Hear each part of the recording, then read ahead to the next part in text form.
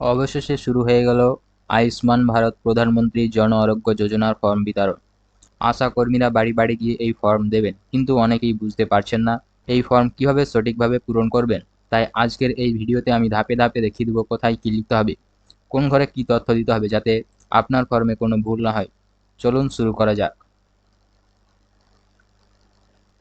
এই ফর্মের দুটি পেজ, এবং এই দুটি পেজই আপনাকে আশাকর্মী আপনার বাড়ি গিয়ে দিয়ে আসবেন।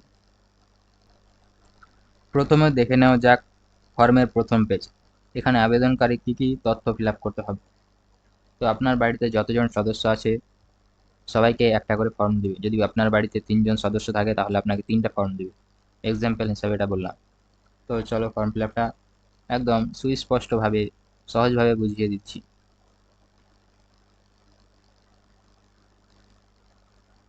পেজের সব উপরে আমরা দেখতে পাবো তারিখ। যেদিন আপনি এই ফর্ম ফিল আপটা করবেন সেই দিনের তারিখটা লিখে দিলে, যেমন আজকের তারিখ ২ তারিখ, তা আমরা লিখে দেবো। প্রথমে তারিখ, তারপর মাস এবং তারপরে বছর। এরপর আবেদনকারী তথ্য লেখা থাকবে, যেটা আগে থেকেই ফিল আপ করা থাকবে। প্রথমে লেখা থাকবে আপনার আধার নাম্বার, তারপরে আবেদনকারীর এখানে নাম লেখা থাকবে এবং এখানে রেশন কার্ড নাম্বার লেখা থাকবে। তারপর আসি রেশন কার্ড বিভাগ। এখানে আপনার কোন বিভাগের রেশন কার্ড আছে, এএওয়াই, এসপিএইচএইচ না পিএইচএইচ, যেটা প্রথম থেকে আপনার ফর্মে দেওয়া থাকবে। এখানে আপনাকে কোনো কিছু পরিবর্তন করতে হবে না। আধার সংযুক্ত মোবাইল নাম্বার এখানে আপনার লেখা থাকবে এবং আপনার লিঙ্গ লেখা থাকবে এবং এখানে আপনার ডেট অফ বার্থ লেখা থাকবে। এগুলো ভালো করে শুধু মিলিয়ে নেবেন এবং সম্পূর্ণ ঠিকানা এখানে আগে থেকেই লেখা থাকবে। এগুলো কোনো কিছু পরিবর্তন করার প্রয়োজন নাই। এরপরে আসি পরের অংশটুকু। এবার আপনার জেলার নাম এখানে লেখা থাকবে, পৌরসভা বা ব্লকের নাম লেখা থাকবে এবং আপনার গ্রাম পঞ্চায়েত বা ওয়ার্ডের নাম এখানে লেখা থাকবে। এবার যেগুলো আপনাকে ফিল আপ করতে হবে, পরিবারের প্রধানের নাম, এইচওএফ এর হেড অফ দি ফ্যামিলির নাম লেখা থাকবে এবং পরিবারের মোট কতজন সদস্য বর্তমানে আপনার আছে তা এখানে লিখে দেবে। আপনার যতজন আছে, এক্সাম্পল হিসেবে যদি ৫ জন থাকে তাহলে ৫ লিখে দেবে এবং এখানে আপনার প্যান কার্ড নাম্বার লিখে দেবেন। দেখে দেখে লিখবেন যাতে কোনো ভুল না হয়। এরপর আসছি নির্বাচনী তথ্য। নির্বাচনী অর্থাৎ ভোটার কার্ডের তথ্য এবার দিতে হবে। আপনার ইপিক নাম্বার অর্থাৎ voter card number voter card number এখানে দিতে হবে। এসি অর্থাৎ অ্যাসেম্বলি নাম্বার, আপনার কোন অ্যাসেম্বলি অন্তর্গত তা এখানে লিখে দিবে এবং আপনার পার্ট নাম্বার এই ঘরে ফিল আপ করবে এবং ক্রমিক নাম্বার এখানে ফিল আপ করবে। এরপর আসি পরের যে অপশনটা আছে স্বাস্থ্যসাথী বিবরণ। এরপর আছে স্বাস্থ্যসাথীর বিবরণ। আপনার কাছে বা আপনার পরিবারের যে স্বাস্থ্যসাথী কার্ডটা ছিল বা বর্তমানে আছে তার এইখানে ১৭টা সংখ্যা দেখে দেখে ঘরে ফিল আপ করে দিতে হবে। তারপরে যে লেখা আছে রিসিপ্ট, এখানে আপনার কোনো কিছু করতে হবে না। এখানে আপনার আধার নাম্বার লেখা থাকবে, আবেদনকারীর নাম লেখা থাকবে এবং রেশন কার্ড নাম্বার লেখা থাকবে, ডেট অফ বার্থ লেখা থাকবে, লিঙ্গ লেখা থাকবে।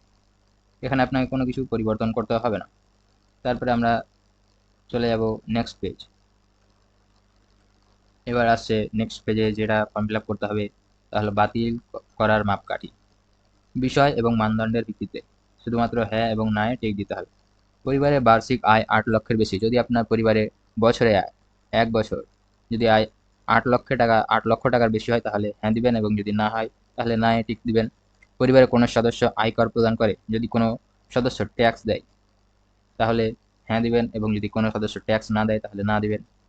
এসআইআর, ডব্লিউবিএলএ ২০২৬ নির্বাচনের জন্য এএসডিডি তালিকায় নাম পাওয়া গেছে। এই এএসডিডির মানে কি?